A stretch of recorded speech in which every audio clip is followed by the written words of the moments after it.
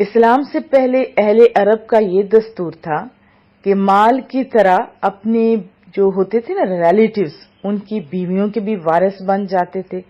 پھر کیا کرتے، اگر چاہتے تو مہر کے بغیر اپنی زوجیت میں رکھتے یا کسی اور کے ساتھ شادی تو کر دیتے، لیکن ان عورتوں کا جو مہر ہوتا تھا وہ واپس اپنے پاس ہی رکھ لیتے تھے، یعنی خود لے لیتے تھے.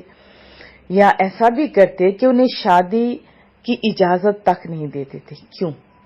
اس لیے تاکہ وہ انہی کے پاس رہیں اور ان کی جو وراثت تھی ان کے یہ مالک بن جائیں. اور دوسری صورت یہ بھی کرتے تھے کہ اگر وہ عورتیں کہیں شادی کرنا چاہتی وہ اپنا مال ان مردوں کو دے دیتی تب وہ شادی کر سکتی تھی.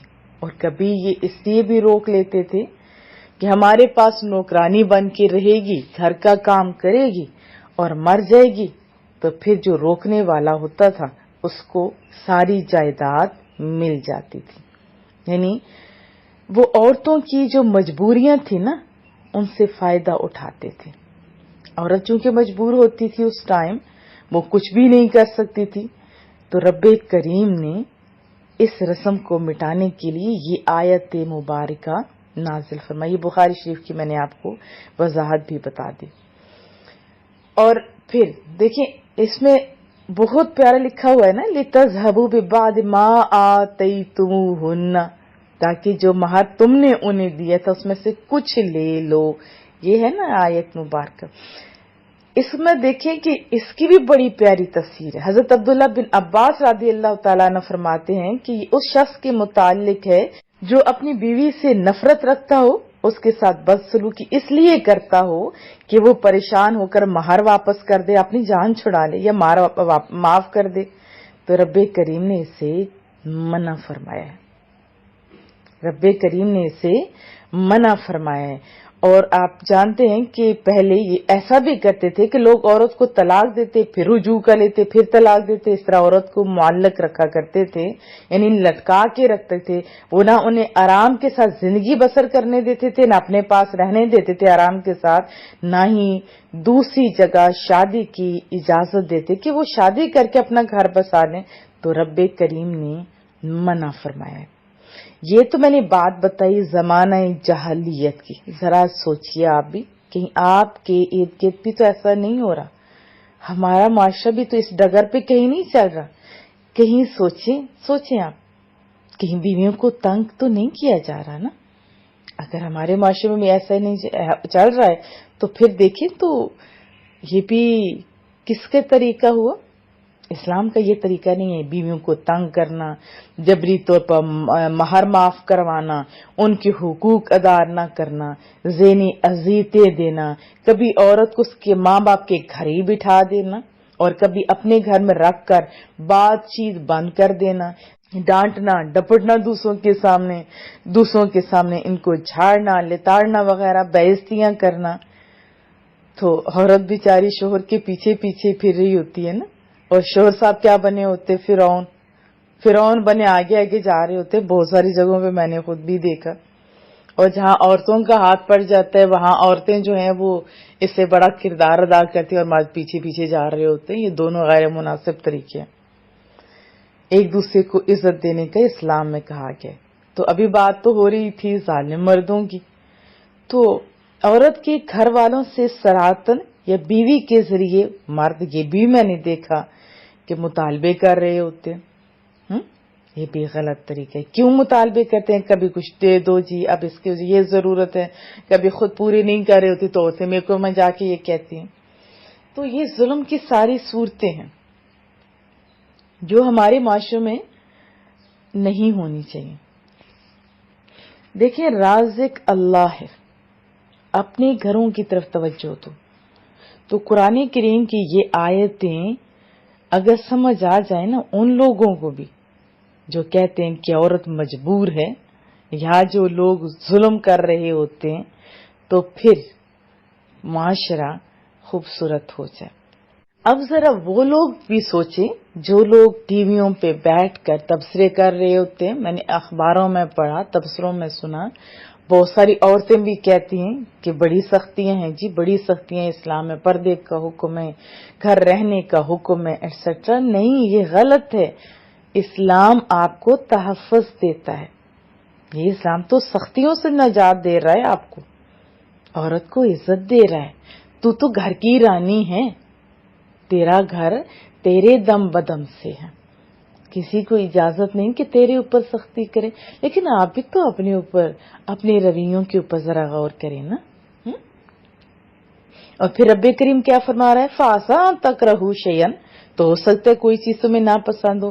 ایسا ہوتا ہے نا، کوئی عورت ذرا رنگ ہی اچھی نہیں ہوتی یا کچھ بھی ہو سکتا ہے ناپسند ہو، تو رب کریم کیا فرما رہے ہیں کہ گھروں کو امن کا گہوارہ بناؤ. اور یہ کتنا خوبصورت نفسیاتی طریقہ بتایا جا رہا ہے. ہو سکتا ہے تمہیں کوئی ناپسند ہو بیوی، ہو سکتا ہے نا اخلاق کئیوں کی اچھے نہیں ہوتے، یہ غیر مناسب ہوتا ہے. آپ سب کو اپنے اخلاق اچھے کرنے چاہیے. اچھا، پھر بھی مردوں کو سمجھایا جا رہا ہے نا کہ اگر عورت بدخلقی ہے، بدصورت ہے، اچھے اخلاق والی نہیں ہے، شکل و صورت اچھی نہیں ہے. شکل و صورت تو رب کریم نے بنائی ہوتی ہے نا، اس میں تو عورتوں کا کوئی کردار نہیں ہوتا. نہیں تو ہر بندہ روز ہی اپنے آپ کو کھول کے بیٹھا ہوتا، بہتر سے بہترین کرنے کے طریقے سوچ رہا ہوتا. تو یہ تو رب کریم نے بنایا ہے نا. تو کیا سمجھایا جا رہا ہے کہ اگر عورت کے اخلاق اچھے نہیں یا صورت وائز اچھی نہیں ہے، عورت تمہیں پسند نہیں ہے، تو صبر کرو اور بیوی کو طلاق دینے میں بھی جلدی نہ کرو. کیونکہ ہو سکتا ہے، ممکن ہے کہ اللہ تعالیٰ اسی بیوی سے تمہیں ایسی اولاد دے جو نیک ہو، وفادار ہو اور بڑھاپے کی حالت میں تمہارا سہارا بن جائے. اس کے علاوہ بھی بہت سارے فوائد ہوتے ہیں. میں نے بہت ساری عورتوں کو دیکھا ہے جو اتنی زیادہ ہنروں کی مالک ہوتی ہیں، اتنی زیادہ کوالٹیز کی مالک ہوتی ہے، لیکن بس اپنے شوہروں کو پسند نہیں ہوتی، جس کی وجہ سے ان کا گھر یوں کہہ سکتے کہ جہنم کا نمونہ بنایا ہوتا ہے ان لوگوں نے. تو یہ جو ہمیں مثبت سوچ کے بتایا جا رہا ہے نا، یہ آیت اصل میں مثبت سوچ کی طرف رہنمائی کر رہی ہے. میوی بیوی کے تعلقات بھی اچھے ہونے چاہیے، لیکن اس کے علاوہ بھی جن کے ساتھ بھی تعلق ہو ان کے بارے میں آپ مثبت سوچ رکھا کریں. اصل میں یہ بھی اس آیت مبارکہ میں ہے. جیسے بیوی ہے تو یہ مردوں کے معاملے میں، لیکن میں تو دونوں کو کہوں گی نا. اگر مرد کی زبان اچھی نہیں تو دیکھیں وہ ہمارے لیے کتنا کام کر رہے ہوتے. ایسا ہوتا ہے نا، زبان اچھی ہونی چاہیے. اس پہ شعر نہیں بن جانا چاہیے کہ کیا ہوا زبان اچھی نہیں ہم یہ کرتے. نہیں، رسول اللہ صلی اللہ علیہ وسلم سب کچھ کرتے تھے لیکن زبان بھی اچھے رکھتے تھے. بہرحال اسی طرح مردوں کو بھی سوچنا چاہیے کہ دیکھیں ہماری بیوی ٹھیک ہے، شکل کی تھوڑی صحیح نہیں ہے یا اس کے زبان تھوڑی سخت ہے، تو وہ بھی گھر کے سارے کام کرتی ہے، ہماری دھوبن ہے، ہماری صفائی کرنے والی ہے، کپڑے رکھنے والی ہے، استری کرنے والی ہے، بچوں کو پالنے والی ہے، گھر چیز کی حفاظت کرنے والی ہے، اور بھی بہت سارے کام وہ کر رہی ہوتی ہیں. یہ مثبت سوچ کا اگر آپ لوگ عادی ہو جاؤ گے نا تو آپ کو بڑا مزہ آئے گا. اور نیگیٹو سوچ والے، جب نیگیٹو سوچ ہوتی ہے نا، میں چلیں آپ کو ایک مثال سے سمجھاتی ہوں. اگر آپ کو کوئی دکھ دیتا ہے، پریشانی دیتا ہے تو آپ سوچتے ہیں تو ہزارہ دکھ آپ کے دماغ کو گھیر لیتے. ایسا ہی ہوتا ہے نا، جب آپ خوش ہوتے ہیں، آپ کے دماغ میں کوئی اچھی بات ہوتی ہے تو پھر ساری دنیا میں جو پازیٹیو چیزیں ہوئی ہوتی ہیں، اچھے اچھے کام ہوتے ہیں، سارے آپ کے مائنڈ میں آ جاتے ہیں.